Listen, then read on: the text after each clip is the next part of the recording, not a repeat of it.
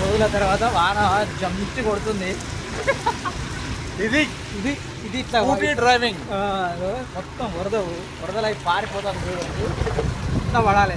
ఎందుకంటే ఈ జూలైలో కూడా కూలర్ ఆన్ చేసుకొని పడుకుంటున్నాం అంటే పరిస్థితి ఎంత దారుణంగా ఉందో అర్థం చేసుకోవచ్చు. ఇప్పుడైతే మూడు చంపింది మొత్తం వరద ఇట్లా పారుతుంది, ఏర్లు అయి పారుతుంది. మొత్తానికైతే హైదరాబాద్ నగరంలో బోడుప్పలు అనే మా కాలనీ మాత్రం చల్ల పడిపోయింది.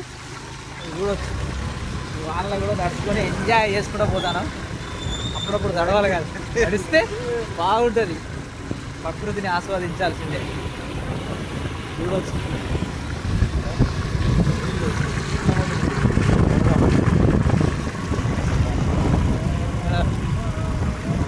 చల్లగా అయిందా, చాలా చినుకు పడుతుంటే ప్రకృతి ఆనందం అది చెప్పలేనంత ఉన్నది.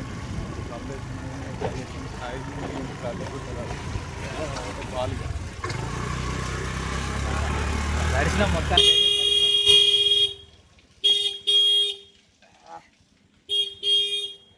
మొత్తానికైతే వాన దంచి కొడుతుంది. చూడొచ్చు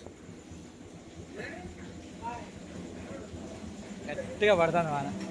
పడని ఇట్లా పడితేనే భూమి చల్లారుతుంది, ప్రకృతి చల్లబడుతుంది, రైతులకు మనకు మంచి బెనిఫిట్స్ కూడా వస్తాయి.